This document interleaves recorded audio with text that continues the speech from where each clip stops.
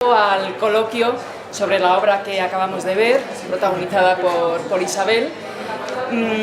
Y bueno, pues tenemos el honor de contar esta noche con Julio Rodríguez, que como sabéis es secretario general de Podemos Madrid y ex jefe del Estado Mayor de Defensa, que fue durante el gobierno de Zapatero. Y también tenemos con nosotros a Eva Neiros, activista, miembro de la Asamblea Antimilitarista y de la Red Internacional Mujeres de Negro contra la Guerra. Y por supuesto tenemos con nosotros a Isabel Stoffel, que acaba de hacer un trabajo prodigioso en esta obra que da tanto para debatir y tanto para hablar, ¿no?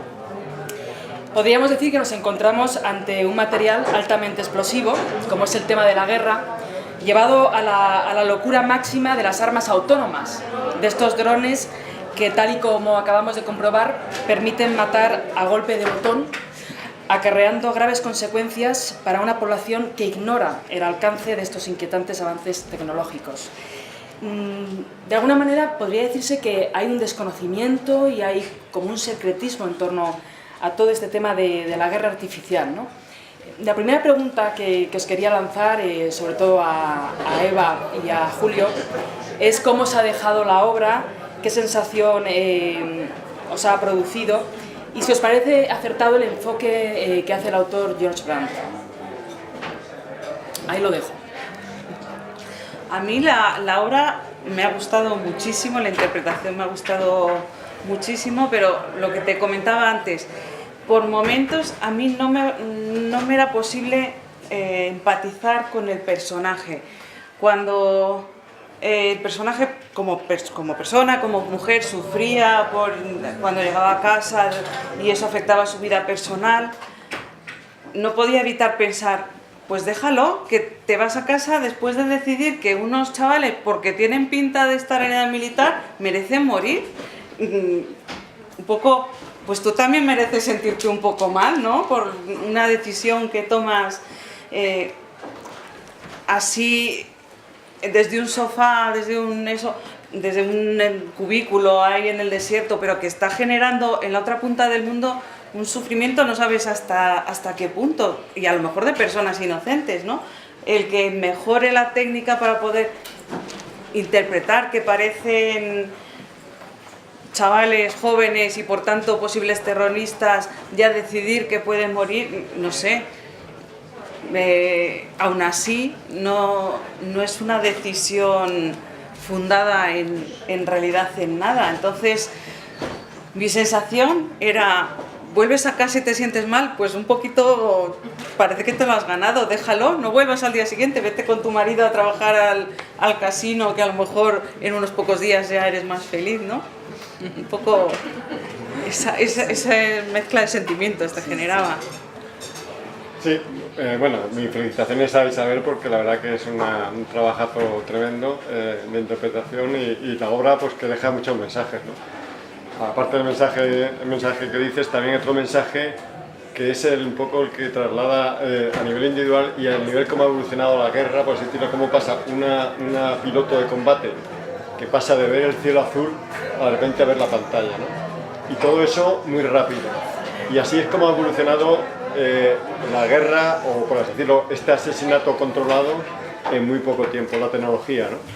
Eso ha hecho que lo que antes había ya hasta una legislación internacional, como la tiene la policía, un uso proporcionado de la fuerza y demás, que con los drones ha pasado a ser utilizado, por así decirlo, por los servicios de información, por los servicios de inteligencia, a no estar controlado, a hacer asesinatos controlados, asesinatos programados.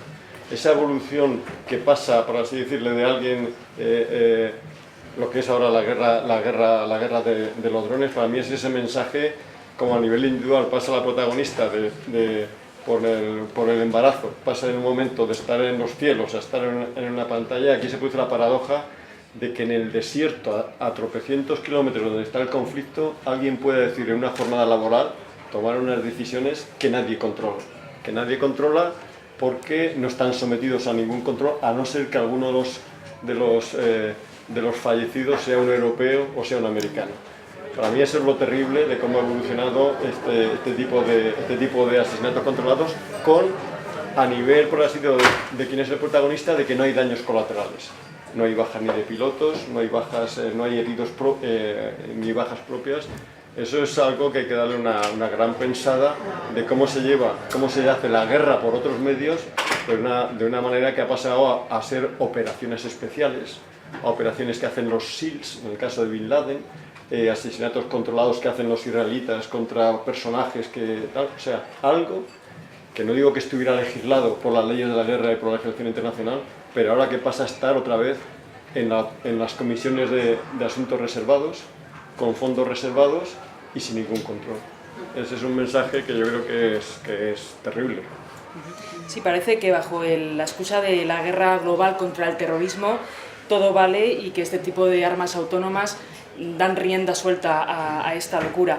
Es cierto que no está todavía sujeto a ninguna regulación el tema de los drones y que es un tema candente de la comunidad internacional en Ginebra. El tema es que la tecnología va tan deprisa y la legislación va detrás. El desarrollo de los drones se hace ¿dónde? En Afganistán, porque son espacios aéreos no controlados. Y cuando de repente la industria quiere utilizarlos aquí para venderlos, por así decirlo, como sistemas de observación o como sistemas, por así decirlo, se encuentra con que la legislación, en caso de accidente, como no pueden volar en espacio aéreo controlado, ¿quién es el responsable en un tipo de accidente? En el caso de un avión, o es el comandante de la aeronave o es el controlador. En un caso de un dron, es el sistema operativo, es el vendedor del dron, es el piloto que lo controla o el que recibe las órdenes. Eso ha hecho que se haya utilizado, se haya desarrollado terriblemente, como se desarrolla toda la tecnología en espacios de guerra. Los misiles Tomahawk fueron en la guerra de Irak. Aquí ha sido la guerra de los drones. Pero para un desarrollo civil que ha hecho que ahora se haya reservado el espacio, por así decirlo, y dice, bueno, pues todo lo que vuele por debajo de 1000 metros está autorizado. Pero vimos en las últimas Olimpiadas que un dron cayó y quién se hace responsable de... O sea, esa legislación está totalmente sin desarrollar. En cambio, la tecnología está deseando vender. En las últimas Navidades se vendieron drones como aparatos de fotografiar y nadie controla quién es el responsable de ese tema. La legislación va por detrás. En este tema es para venta de uso civil, pero en el caso de utilización para la guerra, pues evidentemente permite que se hagan asesinatos controlados. De todas formas, tú ahí tocas dos cosas que son genéricas, no solamente del tema de los drones, ¿no?, sino del avance de la guerra. Va habiendo legislaciones, pero siempre va a haber señores de la guerra, industria militar, gente con los intereses que sea, que va a buscar el siguiente avance, que se salte esa legislación o la siguiente guerra que esquive toda la legislación que haya, ¿no? Las primeras leyes de la guerra, que eran de finales del siglo XIX y tal, no incluían las guerras coloniales, y en las guerras de colonia se podía hacer cualquier cosa. Luego llegan las armas químicas, se utilizan, luego se legislan, pero cuando ya están legisladas las químicas llegan las nucleares, se usan, luego ya se legisla. Entonces, vale, llegará un momento en que a lo mejor haya una legislación internacional militar para el uso de drones, pero llegará el siguiente avance militar, que no estará legislado, que causará miles de víctimas, y luego ya diremos, ay, esto hay que legislarlo. Y así es pues una carrera armamentística que no para. No es mi tesis, la guerra no se puede legislar, la guerra hay que evitarla. Ya, o sea, por la eso. guerra hay que evitarla, o sea, los conflictos hay que evitarlos. Los conflictos se solucionan de otra manera que en mi tesis. Yo, cuando digo que me considero como militar, me considero antimilitarista, es que no se puede utilizar el instrumento militar para solucionar los conflictos. Es porque ha fallado todo lo demás. Ha fallado la diplomacia, ha fallado la política, ha fallado todo. Luego ese es el último recurso. Luego nunca se va a poder legislar. O sea, no hay ninguna legislación contra el uso de bombas, porque las usan, las puede usar, o sea, es como el delincuente. Luego eso, evidentemente, o sea, te lo compro. O sea, la legislación militar es un lavado de cara. Hemos hablado siempre de que los prisioneros no se puede coger, que antes, nada, no hay, lo hay cuando hay el tema de la policía. Hemos visto cuando hay atentados, que hay que tener un uso proporcional de la fuerza, para eso hay una legislación, pero eso es lo que hay que evitar. O sea, yo cuando estaba hablando de la legislación de los drones era en el espacio civil, como aparato, porque el dron se puede utilizar como sistema de observación, como sistema fotográfico, para desarrollo cartográfico. Un dron es un aparato que le pones una cámara y lo puedes utilizar como uso civil, y eso es uso de la tecnología.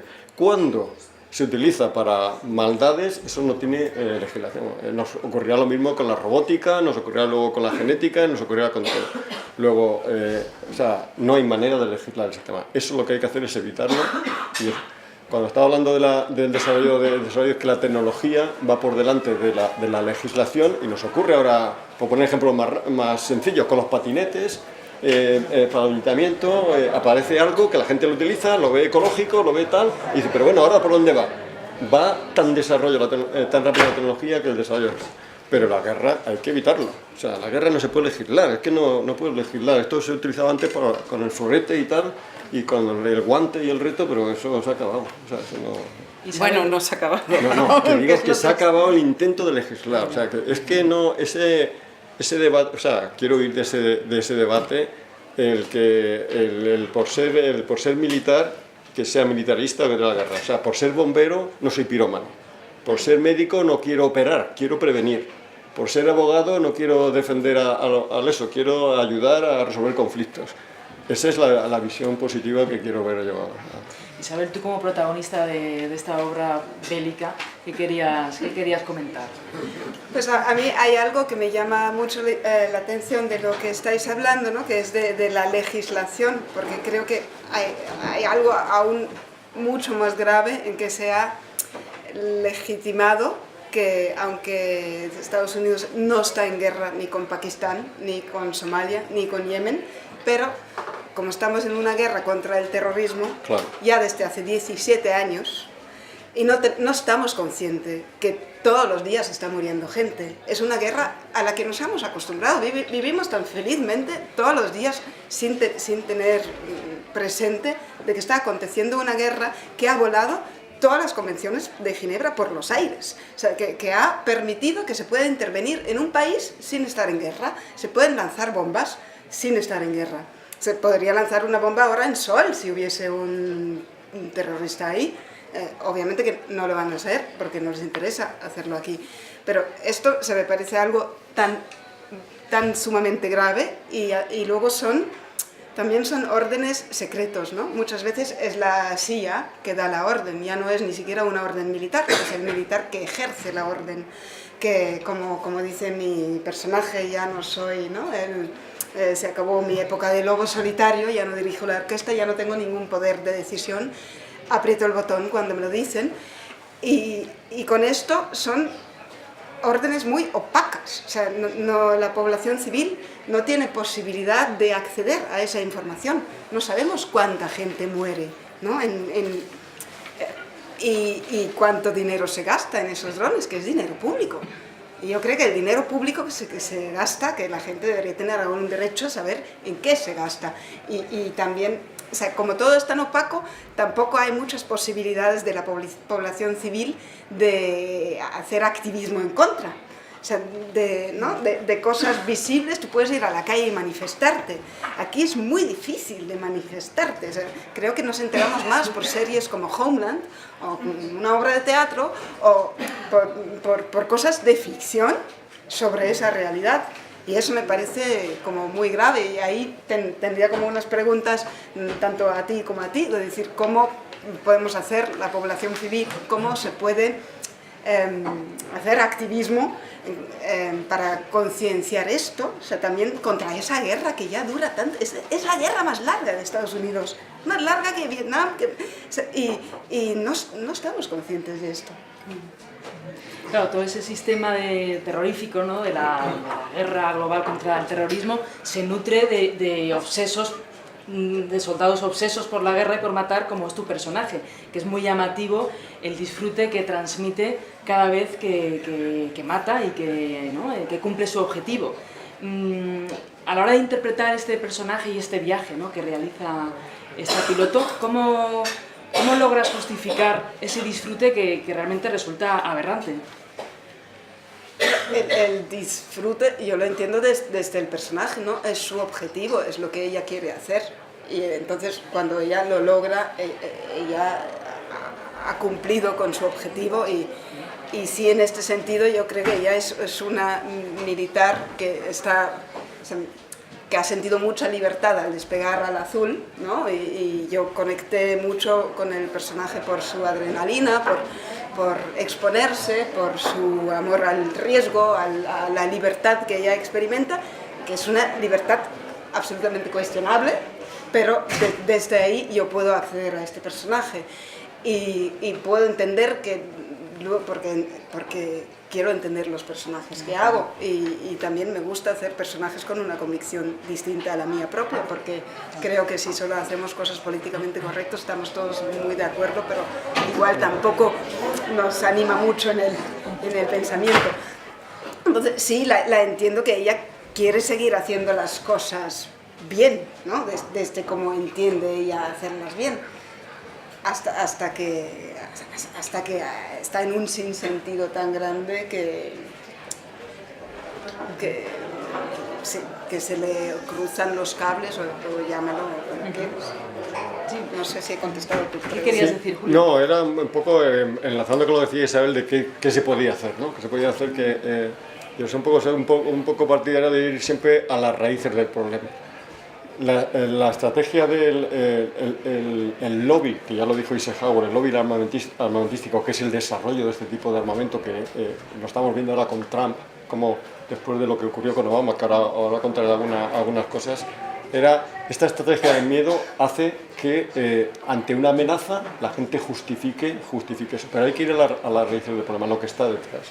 Evidentemente, después del desarrollo mayor que hubo con los drones con Obama, fue porque el desarrollo ahí... Sí, pero Obama quiso acabar con esos dos escenarios que había de guerra en Afganistán, quería que hubiera menos bajas, menos daño que otra vez, y utiliza los drones porque es la última. Pero hay una comisión del Senado, una comisión de investigación en el año 2013, que hay un informe que le dice que se investigue la utilización de los drones. Y habla de falta de transparencia, lógicamente, y de que están utilizando métodos opacos, que están utilizando operaciones especiales que están fuera de control, porque está todo sin controlar. Ahí, contra esa especie de resistencia, o sea, de reducción, aparece el conservadurismo con Trump y con todas esas que le llevan al poder. Han llevado al poder, no a Trump, sino a todo lo que está detrás de Trump, con toda la industria, el lobby armamentístico, que ya no se vuelve a hablar, se vuelven a potenciar, vuelve a vender. Las mayores ventas de armamento han sido a Arabia Saudita, o sea, ha vuelto a potenciar eso es contra lo que hay que luchar y ser conscientes de que nos están creando una especie de enemigo, que es el terrorismo, que ahora mismo, yo no digo pero ahí se está comprando más armamento para defensa interior, o sea, para policía, para justicia, que para armamento exterior en Europa, porque se ha creado esa situación. O sea, la industria va buscando clientela y eso yo creo que contra eso sí que hay que, más que contra... Lo están haciendo organizaciones como Médicos Sin Frontera, porque contra este objetivo, que luego hablan de errores, no son errores, son objetivos localizados de terroristas que estaban en hospitales y van contra ellos. Han sido, y únicamente organizaciones como Médicos Sin Frontera han luchado contra este tipo de tal, pero no tienen el suficiente eco en los medios porque dominan. Trump no solo domina la industria armamentística, domina los medios de comunicación, este mensaje de la lucha contra el terrorismo, además. Yo creo que esa es una batalla que hay que hacerla claramente, porque no hay esa amenaza que nos quieren hacer creer, sino un desarrollo de una industria en función de... ¿Os acordáis aquel reportaje de la madre de las bombas? Aquella cosa tan absurda que parecía un anuncio y lanzaron contra un objetivo en Afganistán la mayor bomba de no sé, o sea, era una cosa... La madre de todas las bombas. La madre de todas las bombas. Aquello era una cosa totalmente... Bueno, aquello salió, se lanzó y era que había una producción que había que gastarla, por así decirlo. O sea, una producción... Era el límite en construir la mayor bomba convencional versus la pequeña bomba, la menor bomba atómica. Y aquel fue un desarrollo de hacía 15 años y dice, pues venga, que se tire, que se explote contra un objetivo que nadie sabía lo que era y tal. Esas cosas tan absurdas, que son patéticas y que se olvidan porque sale, pero eso le está dando a la máquina del complejo militar industrial que decía Eisenhower al acabar la Segunda Guerra Mundial, y que no sabía cómo se iban a transformar esas industrias en industrias de paz, y todavía no se han transformado. Porque para construir la paz hay que invertir también. Hay que invertir. O sea, esa utopía de construir la paz hay que invertir en educación, y ese dinero eso ocurre. Si no, claro, pues nos ocurre las paradojas que tenemos aquí también, en por qué se venden armas a determinados países que son paradigmas de violación de los derechos humanos. Bueno, pues haga usted un plan de transformar esa zona, esa industria, en otro tipo de productivo. Ocurrió en la transición con los altos hornos de Sagunto. Yo siempre pongo el ejemplo. Fue una transformación dura, y Sagunto tiene ahora unas grandes columnas como monumentos a lo que había allí. Y la gente la visitará, pero la ciudad se ha transformado en otro tipo de industria. Pues se pueden hacer. Cuando se quiere, cuando hay voluntad política, se pueden hacer las cosas. También desde el ámbito activista, que es mucho más modesto y tenemos una capacidad más limitada, pero sí que apostamos por primero, crear redes. Muchas veces los conflictos se ven venir, y no digo que sea fácil, no siempre es fácil, pero sí que podemos conectar con organizaciones civiles de base de esos sitios donde se está empezando a gestar el conflicto, porque conocer la realidad de allí de primera mano también te ayuda a entenderla, también te ayuda a poder difundir qué es lo que pasa en esos sitios antes de que llegue a pasar, porque efectivamente cuando la guerra ya ha estallado, cuando eso ya es un desastre, decir, venga, y ahora los no violentos, ¿qué proponéis? Vale, pues evidentemente a lo mejor digo, pues no te sé decir, si te están matando no te voy a decir no te defiendas, ¿no?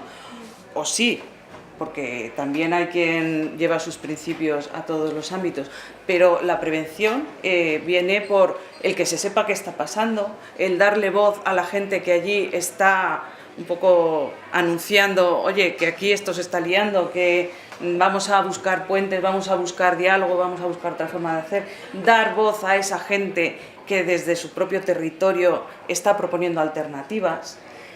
Todo ese trabajo previo es el que podemos intentar hacer desde nuestro pequeño ámbito de militancia, pues grupos como los grupos antimilitaristas u otra gente, que no tenemos capacidad para las grandes decisiones. A lo mejor, por mucho que queramos, no vamos a convencer al ministro de Industria, no des créditos de armamento a las empresas de armas o cosas así, que lo decimos también, pero no nos hacen caso. Pero sí ese trabajo de militancia de base y de dar voz a esa gente que puede tener las ideas, si no las herramientas, para resolver las cosas, o para intentar que no se lleguen a esos conflictos, ¿no?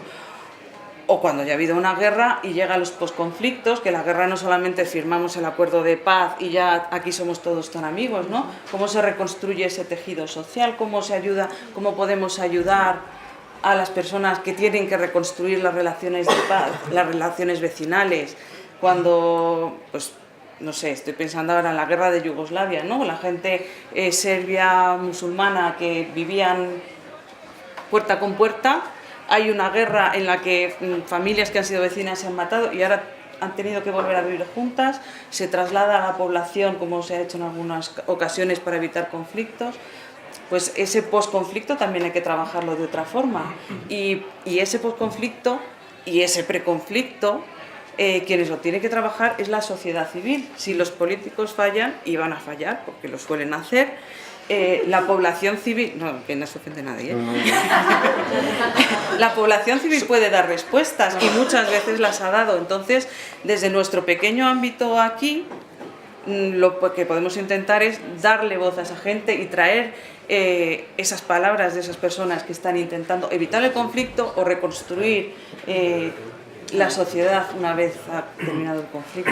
En este sentido es fundamental la labor de, por ejemplo, de la Red Internacional Mujeres de Negro contra la Guerra. Sitúanos un poco en la labor que realizan estas mujeres, y también a colación de esta pregunta, comenta cómo es para ti, que formas parte de esta red, ver de pronto a una mujer a los mandos, ¿no? Como se ve a Isabel en la obra. Pues bueno, la Red Internacional de Mujeres de Negro apareció en Israel a finales de los 80. Fueron mujeres palestinas e israelíes que empezaron a salir a la calle. Son pues mediante actos muy simbólicos, vestidas de negro en silencio como forma de luto por lo que estaba pasando, ¿no?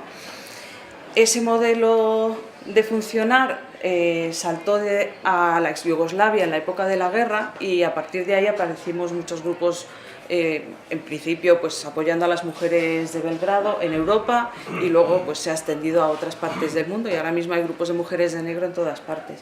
Entonces, nuestros principios básicos es, primero, denunciar nuestra propia responsabilidad, ¿no? Como decían las mujeres de Belgrado, a mí mi gobierno no me representa, yo no quiero enfrentarme a mis vecinos serbios, croatas o bosnios, y voy a denunciar las cosas que está haciendo mi gobierno contra esa gente, y me voy a posicionar en contra, con el peligro que eso puede suponer, etc. O las mujeres de la Ruta Pacífica en Colombia, que han luchado por tener una voz en las mesas de negociación y lo han conseguido, cosa que no es fácil, porque por mucho que haya una resolución de la ONU, la 1325, que dice que las mujeres tienen que estar implicadas, al final los grupos de mujeres que trabajan desde una perspectiva feminista por la paz no suelen estar en esas mesas de negociación. Puede haber mujeres, pero desde una óptica que al final no deja de ser bastante patriarcal, y muchas veces en los conflictos se usa a las mujeres cuando hace falta, pues como guerrilleras, o sea, en Latinoamérica muchas guerrillas, o por ejemplo en la Primera y la Segunda Guerra Mundial en Europa se usó a las mujeres para meterse en las fábricas porque no había hombres para trabajar, pero acabado el conflicto ya no te necesito, una patada y a tu casa a cuidar niños y a darle la cena al marido, ¿no? Sí, no, pues yo totalmente, o sea, no digo que era por alusiones, porque dice, en el sentido no, es que yo parto de la idea de que política la hacemos todos, y entonces lo que estás haciendo tú es política, y ojalá eso se extendiera a todas. O sea, yo creo que hay que hacer una labor pedagógica de que hay que participar mucho en política para que la clase política, que es lo que hablamos de política, responda a lo que quiere la CNE. Si los dejamos hacer, ya sé que están defendiendo intereses y demás, y eso es evidente, pero si vamos a hacer lo que hagamos. Y luego, mi idea es de que la política la hacemos todos y fracasamos todos en política en ese sentido. Y en cuanto a la legislación, sea la ley de control de armas al exterior, la 1325, las leyes son casi perfectas cuando se escriben, pero falta implementarlas. Hace falta voluntad política para implementarlas. A veces no se ponen recursos, se escribe perfectamente lo que hay que hacer y no se ponen recursos. En la ley 1325 se dice que se desarrollará y no se ha desarrollado, que hay un plan de acción y no se hace. O sea, se escriben planes de acción, pero no se implementan. Y eso, hay también un desconocimiento por parte de la ciudadanía, que ahora yo creo que ha habido un despertar otra vez a participar en política. ¿Por qué? Porque hemos entrado en una crisis. Cuando hemos entrado en crisis hemos descubierto, pero hemos estado anestesiados, estoy hablando de España, durante un tiempo. Salimos a la democracia con una ilusión, veníamos de una dictadura, nos anestesiaron o nos anestesiamos, dejamos de participar en política y hemos descubierto corrupción. O sea, hay que hacer política, hay que participar, movimientos civiles, partidos. Y la clase política responde, el político clásico, responde a la presión de la ciudadanía, a la movilización. No hay dinero para pensiones y salen los yayoflautas. Esta gente que era conservadora protesta y aparece dinero para las pensiones. Se mueve el movimiento feminista, sale el 8M y sale, y eso. Ahora, tratarán de desanimar a esos movimientos, tratarán de anestesiarnos otra vez, pero yo creo que eso es la base de la política, participar. Y es la única movimientos, como hubo antes de que cayera el mundo de Berlín, en Alemania, contra los misiles Pershing, ¿lo acordáis? Bueno, no os acordáis porque no tenéis edad para acordaros, pero yo sí. Pero me refiero en el sentido de que cuando ha habido participación política es cuando ha habido reacción.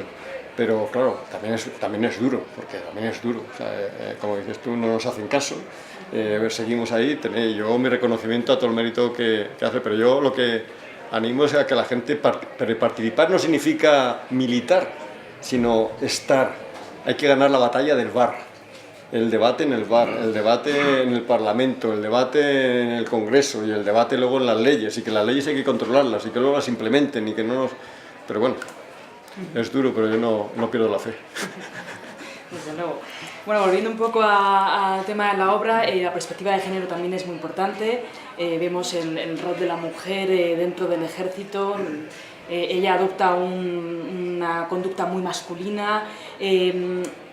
¿Cómo veis el tema del feminismo dentro de un mundo tan patriarcal como el ejército?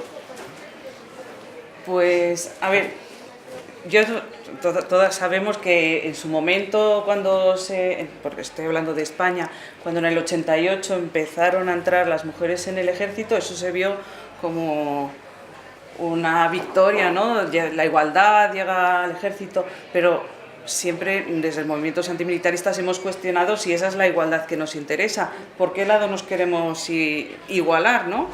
Decía, eso fue en el 88, como en el 89 empezó la campaña de insumisión fuerte, donde muchos jóvenes empezaban a cuestionar su privilegio, ¿no? Su obligación de decir, ¿por qué tengo que ir yo al servicio militar? Si yo tengo que hacer algo por mis compatriotas, por mi país, a lo mejor prefiero hacer otra cosa que considero más útil que esto, ¿no? Y de repente que eso fuera como una ventaja para las mujeres, o sea, un ganar un espacio de libertad, nosotras lo cuestionamos, que eso sea así, que a lo mejor hubiera sido mejor decir, bueno, pues a lo mejor hay que igualar hacia el otro lado, ¿no?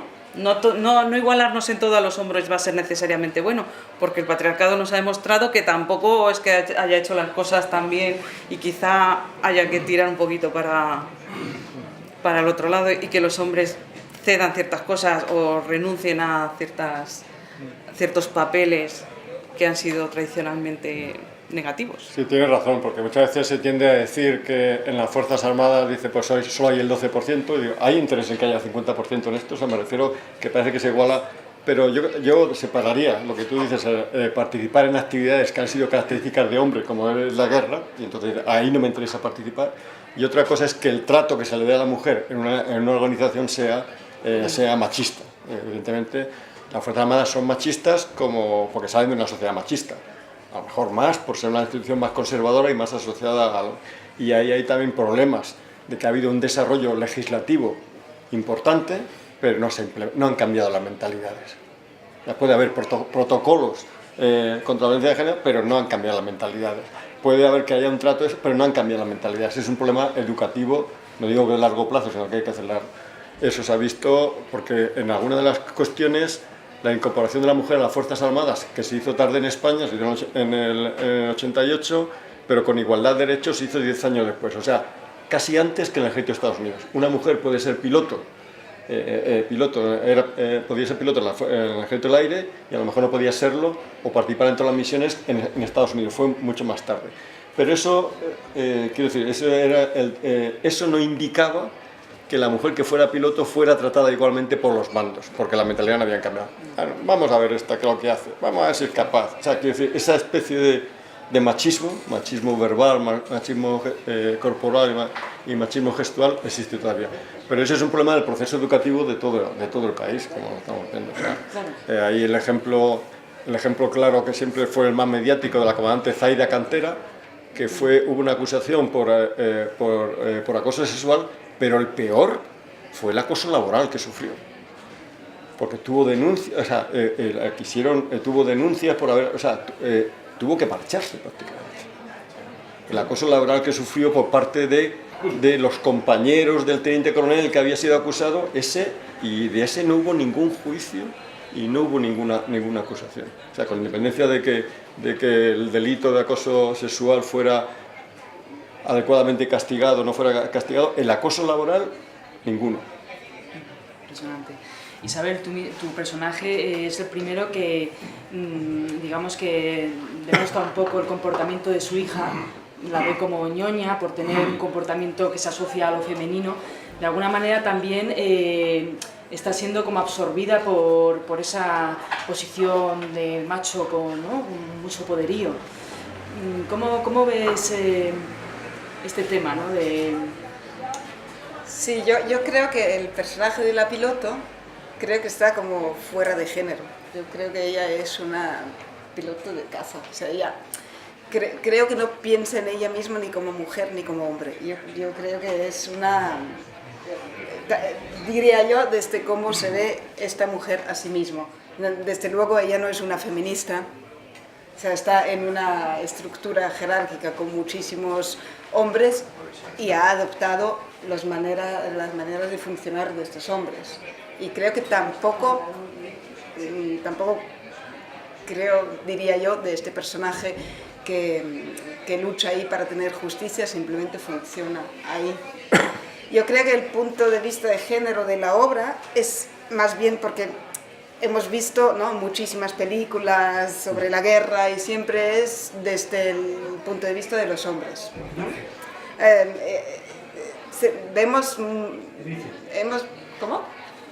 Hemos visto muy pocas películas sobre la maternidad, que también es una cosa que les pasa a muchas personas de nuestra sociedad. Sin embargo, sobre estos temas, entonces yo creo que lo que es genial de la obra es que mezcla unos temas sin exactamente ser políticamente correcto o sin tener que... O sea, entiendo lo que tú dices, de que el personaje en un momento te es antipático porque deseas que actúe de otra forma, pero yo creo que esto está bien que en el escenario, ¿no? Lady Macbeth también mata a gente, o sea, ¿no? O sea, ponemos esas cosas en el escenario para darnos cuenta, para poder reflexionar sobre ello. Luego hay otro punto que creo que es interesante de la obra, que no es por ninguna casualidad que todos los ejércitos del mundo estén llenos de gente joven, de hombres jóvenes, sobre todo, porque es la edad en la que te sientes inmortal, en la que es muy fácil servir a unos objetivos que te venden y que te... ¿no? Pero el momento que tú tienes una familia, igual tus prioridades cambian, igual con los hombres también. Pero aquí en una mujer esto es mucho más ejemplar y se puede mostrar mejor. O sea, yo no diría que es una obra que habla de una mujer que al ser madre ya no puede hacer su trabajo. Me parece una lectura falsa y simple de la obra. Creo que tiene mucho más niveles, ¿no? Pero se ve mejor en ella. Posiblemente con un hombre sería así también, que ya no es tan fácil de manipular, de servir a unas metas que de una nación o no sé qué, que hay que matar para una nación, sino que tiene una criatura vulnerable en su casa y aprende lo que es proteger. Sí, bueno, otro tema importante, perdonad que si no me he dirigido a esta parte, es el tema de la sociedad vigilada, ¿no? Estamos sometidos a una vigilancia de la que no somos conscientes y que se refleja a través del uso de drones. ¿Se aprovecha la estrategia militar de esta vigilancia exagerada? Sí, sí. Es clave. El tema de estar ahora, de estar todos o sentirnos todos vigilados es clave. El tema, y por eso hablaba un poco de que es casi más una guerra, iba a decir de celos, pero una guerra entre sistemas de información, entre centros de información. Y hasta en pelea entre servicios de información dentro de un mismo país. O sea, ¿quién se lleva... ¿Quién es la responsabilidad, por ejemplo, de matar a Bin Laden? Pues se pelea entre la CIA y los servicios de defensa y el presidente de gobierno allí como dirigiendo la operación, una operación secreta. O sea, el tema de la vigilancia, del control y y ahora lo que se llaman toda la ciberdefensa, ¿no? que se ha puesto de moda, pues es un tema de otra deriva hacia otro tipo de gasto o de empleo de la industria militar. De todas formas, ahora mismo los mayores sistemas de vigilancia de la población civil la tienen empresas privadas. Estamos dando a empresas como Facebook nuestros datos alegremente. Hasta hace unos años, por ejemplo, la mayor base de datos de la propia población americana la tenía Walmart a través de las tarjetas de descuento. Y eso fue un modelo para crear otras bases de datos. O sea, que ya no solamente lo que los gobiernos o las cámaras de la calle, que puede ser lo más destacado, es que con el entorno informático en el que nos movemos todos, aunque no queramos, estamos ultra vigilados por mil lados. Desde el gobierno, si quiere, que nos controlará a través de todos nuestros datos que tiene informatizados de sanidad, de Hacienda, etcétera, pero luego también Facebook, Google, Mastercard con nuestros datos bancarios, o sea que ahí se nos cruzan muchas fuentes de vigilancia. Estamos como en un escenario ahí con todos los focos puestos y muchas veces ni somos conscientes o estamos nosotros encendiendo los focos también. Pues nada, si os parece, abrimos turno de preguntas a nuestro querido público. Yo quería, se ha comentado, yo he levantado la mano. Vale, nada, es muy sencillo. Aquí hemos estado viviendo ahora, hace poco tiempo, un problema con el tema volviendo al tema de las armas y la venta de armas, y las armas inteligentes y todo esto.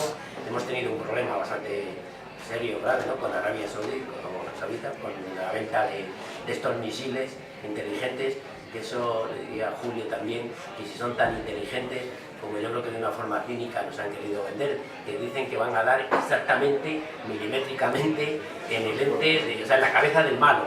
Entre ceja y ceja del malo. O sea, por lo visto, no teníamos que preocuparnos, dicho por la propia ministra, ¿no?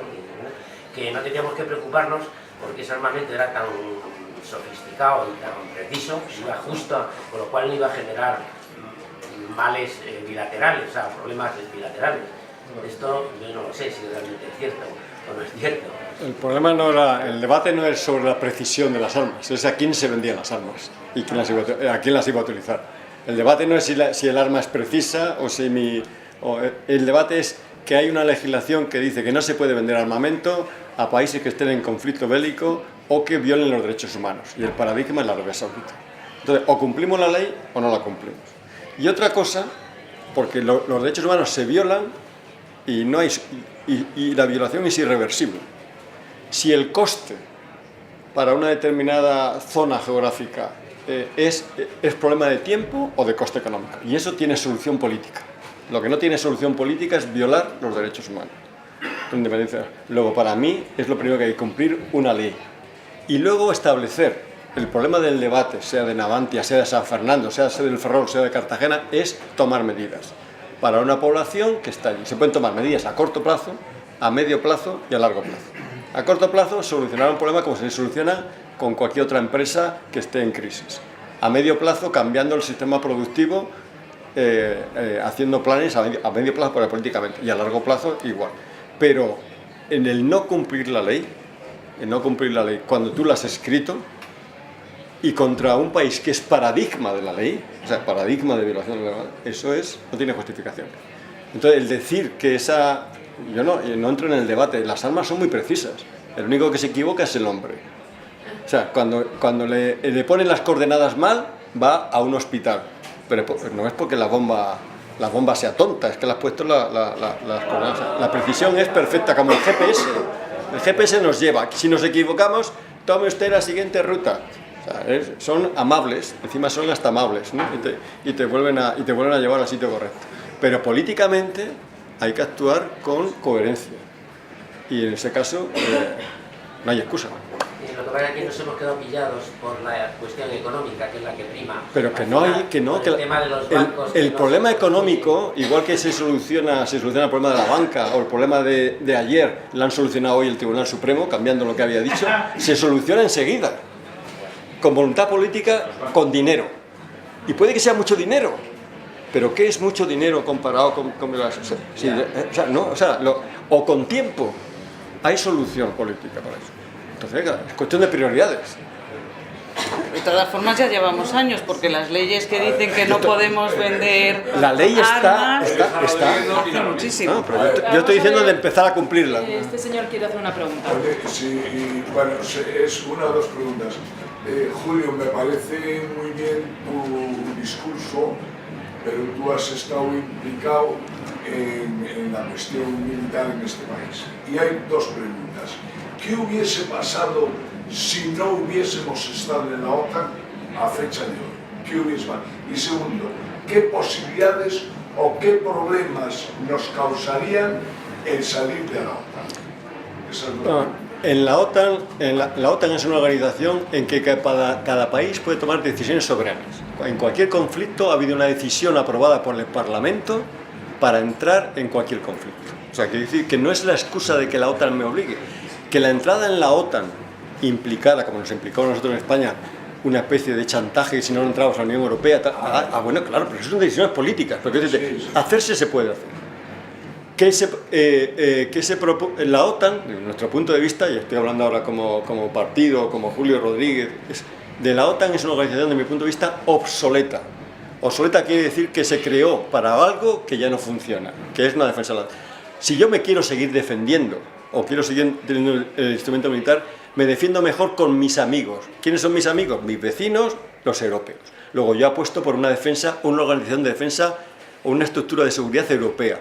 Que la estructura de seguridad europea no significa el instrumento militar, significa una cooperación europea, una diplomacia europea para resolver los conflictos. Luego, primero, europeo. Y para eso tengo que decir, tomar políticamente, yo apuesto por una defensa europea que todavía no está construida, saco recursos de la OTAN y acabaré saliendo de la OTAN en algún sitio y apostando por una defensa europea cuando esté construida, que nos hace falta porque la seguridad empieza por una unidad política. Hemos empezado por la unión económica, por la unidad monetaria, pero no hay unidad política, el parlamento político no hay. Y yo, para tener claro cómo me defiendo, en mi urbanización de vecinos, me tengo que poner de acuerdo políticamente en mi asamblea. Luego, es un paso en el que hay que ir. Es una estrategia a largo plazo. Pero yo creo que sí que se puede hacer. Pero la OTAN no me obliga a entrar en ningún conflicto. La OTAN no obliga. Conflicto de Libia, tan famoso. Se entra como se quiera entrar. España entró y no tiró ni una bomba ni un misil. Alemania no entró. Francia entró antes casi que la OTAN. O sea, hay muchas posibilidades. Francia creó una fuerza y luego vio que no podía y llamó a la OTAN. O sea, luego no nos vendan, no digo que no haya otros intereses. A lo mejor, si yo no entro en ese conflicto, no vendo naranjas o no vendo coches. Bueno, ese es el problema de la política, pero que lo expliquen a la ciudadanía. La ciudadanía tenemos que participar en política y cuando a mí me explican las cosas, si me las explican bien, las entiendo. Si me las explican como las explica Borrell, como porque yo soy ingeniero aeronáutico y esta bomba tal, no, vale. Ahí tenemos otra pregunta ahí en el fondo.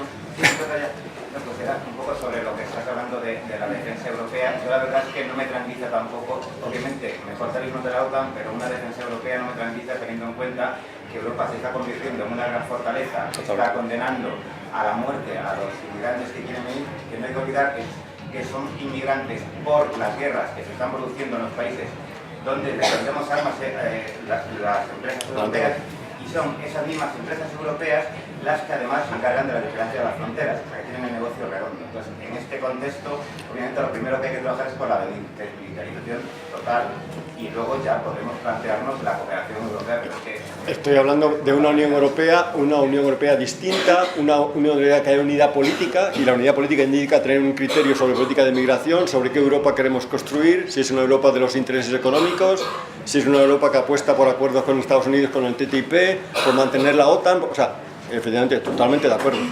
Yo no estoy hablando de hoy para mañana, o sea, todavía la construcción de Europa es una construcción joven. Desde el punto de vista histórico de mi vida demográfica es muy largo, pero desde el punto de vista histórico todavía estamos, pero apuesto por eso, pero no por la que está creciendo, sino por una apuesta política. Todo es política, y todo es política, todo es economía, todo es historia económica, todo es sociología, todo es educación, y yo apuesto porque participemos en política, porque todo este debate como este se extiendan, que hagamos pedagogía, y ahí nos ponemos de acuerdo, y la capacidad de la democracia, que nos pongamos de acuerdo donde hay una mayoría instruida, educada políticamente. Yo, sin hablar de opciones, ahí es donde está el futuro, pero si no, nos llevan por donde nos quieren llevar, y nos aparecen amenazas terroristas que sí, son dramáticos los atentados en París, en Londres, en Berlín, pero no son nada comparados con el 90% donde se producen las mayores muertes entre la lucha, pero nos las venden como si fueran terribles y nos armamos terriblemente. Y se produce de forma migratoria. Bueno, me entra la demagogia, perdonadme, pero no quería entrar. Esta mujer quería hacer una pregunta. Sí, bueno, un poco por volver, yo creo, sobre la obra, porque creo que este debate va para sí. mucho, pero como que no he ido un poco con el terror de Úbeda. Y en concreto, me apetece poner sobre la mesa el tema del género, que ha sido una de las cosas, aparte de este tema, que a mí personalmente me interesa mucho. Creo que ha sido para mí uno de los atractivos para venir a ver la obra, o de los posibles atractivos. Entonces, cuando planteas que el personaje, la piloto, no tiene... puede que no tenga ella conciencia de género, esto es cierto, puede no tenerla. Ahora bien, claro que forma parte de una manera de actuar que responde puramente al patriarcado, porque a ella, cuando conoce que está embarazada y comunica que está embarazada, no se subleva de la decisión que él hace de retirarse durante todos sus años. No, ella forma parte, como muchas mujeres, que quizá no somos conscientes hasta que hay cosas así, de dónde andamos metidas, pero claro que ella forma parte y claro que ella tiene un rol clarísimo que responde al patriarcado, o sea, clarísimo. Ella no se manifiesta al frente, podría haberlo hecho, como lo hizo, por ejemplo, en el caso real, esta musical que no está ahí, no lo hace. Luego sí que creo que tiene un componente de género y sí que mantiene una fidelidad al sistema. ¿Y sí que mantiene? Fidelidad al sistema, por encima. Quizá por su interés personal de seguir siendo ese piloto, ¿no? Esa piloto. Pero al final entra en el engranaje, bueno, en el engranaje patriarcal. Sí, estoy completamente de acuerdo con la lectura que haces. Ahora, a mí me parece que esto no le quita el enfoque de género que tiene la obra. Yo creo que la obra sí tiene un enfoque de género que se muestra a través de un personaje que no es, digamos, un personaje feminista o no es un personaje que lleva esa conciencia sobre su funcionamiento. Yo creo que es verdad, ella está en un mundo de hombres y se comporta y ha adaptado esta manera de funcionar. Yo creo que el personaje también el autor es americano, claramente habla de la figura del piloto americano, habla de Top Gun, habla de Tom Cruise, habla un poco de esa figura y cómo se produce ese choque, por así decirlo, de una mujer, como esa mujer es la que ella se considera una heroína en un mundo de hombres, de pilotos de caza, tal, y se produce esa especie de cambio de que de repente pasa de estar viendo el cielo azul en eso a estar viendo una pantalla. Hay que verlo en ese contexto que es un poco en el que va la obra, ¿no? Sí, no queremos entrar en debates, que simplemente lo planteo porque a veces el hecho de que una mujer ocupe un puesto habitualmente no establecido o no considerado para mujeres, parece que te convierta que ya está todo eso. No. Lo que puedes estar haciendo es redoblar la fuerza del sistema. Totalmente. Totalmente. Había otra pregunta. Ahí. Bueno, que antes, cuando hablábamos ahí un poco de las raíces de los conflictos, a mí se me ha quedado así como... Se me han quedado las ganas de decir también que es que en las raíces de los conflictos muchas veces está la explotación de recursos, ¿no? El petróleo, el coltán y demás. Entonces, en todas esas preguntas de qué podemos hacer desde aquí, pues también es incorporar un poco todo eso, ¿no? Cuestionarnos cuánto petróleo gastamos y cuánto queremos gastar, ese tipo de cosas. Y efectivamente, pues sí que creo que tiene mucha amiga lo de las mujeres en las Fuerzas Armadas, porque para mí también pues es como redoblar las fuerzas en... Sí. No sé, a mí me sorprende mucho de ese personaje que en ningún momento se pregunta por qué estamos matando a esa gente, ¿por qué esos son culpables? ¿Dónde está? No sé, me sorprende.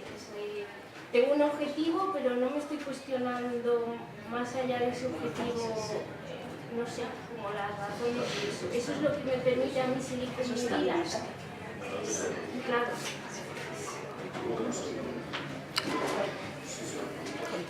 Yo podría... Se lo pregunta emocionalmente, no solo pregunta mediante una pregunta racional, pero me parece que es algo vivencial que solamente ella se lo puede preguntar. Sí, pero cuando recibe una orden... Sí, porque sería otra obra teatral. No, sería otro sistema, es el sistema militar. Nadie cuestiona la orden en el militar. Ese es el rol. su rol es apretar el botón. Pero claro, Un momentito, un poquito de orden. Aunque sea con una mentalidad desviada en un momento, consigue hacer la transferencia e identificarse con las víctimas. Es que estamos ante una Bueno, sí, no, yo me refiero, o sea, no digo que el personaje esté mal hecho en absoluto, no, y que es verdad que al final Está entrenada para otra me cosa. sorprende cómo se puede pasar tantos años de su vida, ¿no? hasta ver ese clip.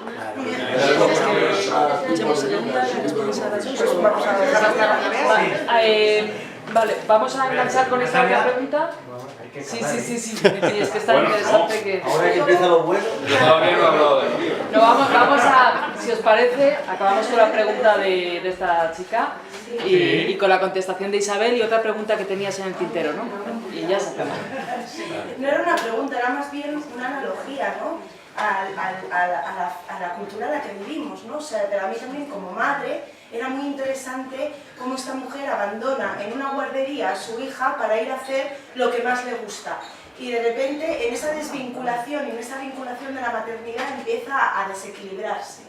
Entonces yo me pregunto realmente en qué cultura estamos viviendo actualmente en la que si es violenta y si tiene alguna relación esta cultura violenta que permitimos que haya muertes en otros lugares, porque también hay una desvinculación muy grande con respecto a nuestros hijos y a lo que realmente nos une con ellos. O sea, ¿qué permitimos, qué no permitimos desde la estructura, cómo se mete en nuestra línea íntima, ¿no? Y yo creo que ahí, a mí es donde realmente ahí me toca a mí como mujer y en esta estructura en la que estamos viviendo, ¿no? ¿Qué tengo yo que cambiar en mi vida personal para empezar a hacer cambios, ¿no? Con respecto y abrir los ojos, ¿no? A esta violencia que se ejerce día a día y en todos los ámbitos y que se mete en lo doméstico, o sea, también esta cosa de lo doméstico. No hemos hablado nunca del hombre, de qué hace ese marido con ella, cómo lo vive, ¿no? Todo este engranaje. A mí me parece que también es interesante preguntárselo, ¿no? Que siempre es como la guerra, ¿no? Las muertes, ¿no? ¿Y qué es la guerra también aquí, ¿no? ¿Qué es lo que permitimos nosotros también, ¿no? No sé, esto es una cosa que yo me planteo como madre. Isabel. Pues sí, parece que es como la última. Me he quedado con una pregunta cuando dijiste que hay que invertir en la paz, que me parece un concepto muy, muy bonito. Y lo primero que se me vino a la cabeza es el ejemplo de Costa Rica, ¿no? Que es un país que no tiene ejército, pero invierte muchísimo en educación y está en medio de Latinoamérica, en medio de Centroamérica, en medio de países con muchísimos conflictos. Sin embargo, ahí no lo hay y tienen mayor seguridad que cualquier otro alrededor. Pues me gustaría preguntarle tanto a Eva como a ti, Julio, ¿cómo podría ser un concepto así a medio plazo, a largo plazo? O sea, ¿tú te refieres a eliminar el ejército? ¿O cómo sería esta inversión en paz y cómo podemos hacer también los ciudadanos y implicarnos para que estas inversiones tengan lugar? Si tenéis ideas tanto tú como tú. Yo creo que en lo micro, por un lado está que nos trabajemos, pues lo que decía ella, de los conflictos pequeños, aprender a relacionarnos de otra forma entre nosotras, generar otra forma de comunicarnos, de compartir espacios, de vivir en el día a día y que eso lo enseñemos a las nuevas generaciones. En lo macro y más a largo plazo, pues desviar los fondos, todo lo que se gasta en inversión de armas, en ejércitos, etcétera. ¿Por qué no se puede ir a lo civil, ¿no? ¿Por qué no se puede invertir más en educación? Esto es como muy tópico, pero es que es verdad. A ver, yo soy profesora y es que ves los recortes y dices, este pobre niño es que no va a llegar muy lejos porque no podemos atenderle mejor. Y podría, y sin embargo se va a quedar, pues o a lo mejor diciendo me meto en el ejército, que no es por nada, pero para muchos chavales es una salida pues fácil, de último recurso y de voy a ser la carne de cañón que vaya cuando vayan tropas españolas a Afganistán. Entonces, pues aunque sea un tópico, luego no lo es. Luego en el día a día ves que no lo es. Comentábamos antes de entrar, ¿Qué países se desarrollaron más económicamente después de la Segunda Guerra Mundial? Pues Alemania y Japón, que vieron limitada su capacidad de inversión en armamento y en el ejército por los acuerdos de paz firmados y se orientaron hacia la industria. Y ahora, pues económicamente nos dan sopas con ondas cualquiera de los dos. Julio. Pues yo claramente, o sea, yo quería abandonar el concepto ese de hablar siempre de paz como una utopía, como algo que está bien, que queda bien en todos los discursos y hay que invertir. Por eso el concepto de invertir era, dice, bueno, ¿dónde se invierte? Se invierte, ahora cuando hablamos de presupuestos, siempre los presupuestos, que siempre ahora que están de moda, es donde se define la política de un gobierno. Y los presupuestos son siempre un ejercicio de suma cero. Si yo sumo en algo, resto en algo. Y tenemos, por ejemplo, hoy el debate, yo creo que de la seguridad. Me gusta hablar del debate de la paz y de la seguridad. Hay que abrirlo para saber cómo nos defendemos en el caso de que tuvieran amenazas. Tenemos unas fuerzas armadas insostenibles. Insostenibles, porque tienen deuda y están generando más deuda. Eso que lo entendemos a nivel de país. Luego, ese debate hay que abrirlo. Hay que dimensionar si queremos fuerzas armadas. Y si las queremos, porque nadie querrá pasar ahora de todo a nada, es qué dimensión deben tener. Luego, en los presupuestos, ¿qué prioridad le doy yo a las cosas? ¿Le doy a sanidad, le doy a educación o le doy a las Fuerzas Armadas? Dice, no, es que hay un enemigo. Digo, bueno, pero primero quiero comer, quiero vivir y quiero tener vivienda. Eso es seguridad humana. Que el concepto de seguridad humana hay que meterlo. ¿Y eso qué pasa? Por educación. E invertir en educación. Pero en invertir en educación para la paz, tiene que haber, o sea, educación para la paz es estudiar los conflictos, si los hay, estudiar ese problema, y eso, yo tengo hijos mayores, hijos de edad mediana y nietos, y los sigo, hago estudio sociológico totalmente, no tiene ninguna fiabilidad, pero a mí me vale, y no, ese concepto no está metido otro que es el de que, bueno, ya sé que las vocaciones a la policía, a la Guardia Civil y a las Fuerzas Armadas aumentan en épocas de crisis. ¿Por qué? Porque es un empleo seguro, pequeño, pero no tiene nada que ver eso con que la gente esté más preocupada por ese tema. Ese tema yo creo que para mí es clave la educación. Llamémosla educación para la ciudadanía, llamémosla educación política. El nombre me da igual, si hay debate por el nombre lo cambiamos, pero educación por la paz. Ese tipo de educación hay que meterlo, igual que hemos metido ahora... habíamos quitado filosofía, pero ¿qué es eso de quitar filosofía y meterla como si fuera un debate? O sea, si es que hay que tener educación humanística, hay que educar a la gente no únicamente para que sea rentable y eficiente, sino para que aprenda a pensar.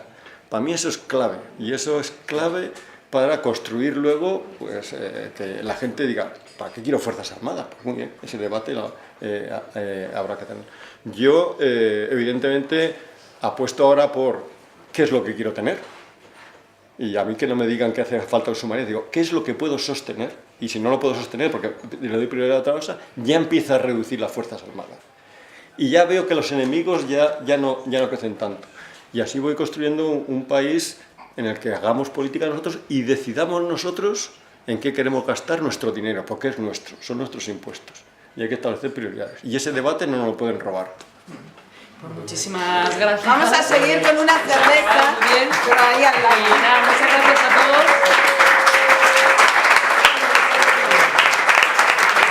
Qué ganas había.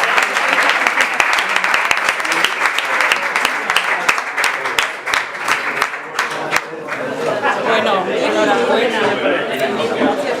Bueno, marca la vena política. verdad que lo has firmado, Ha sido maravilloso.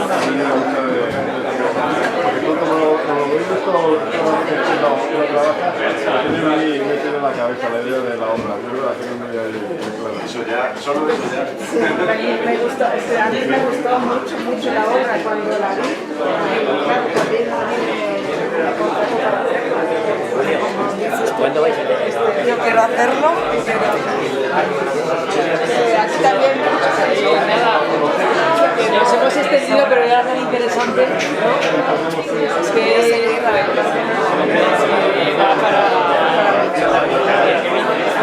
tirando de la hoja para hablar de todo. Sí, sí, es que además el personaje, la verdad que por un lado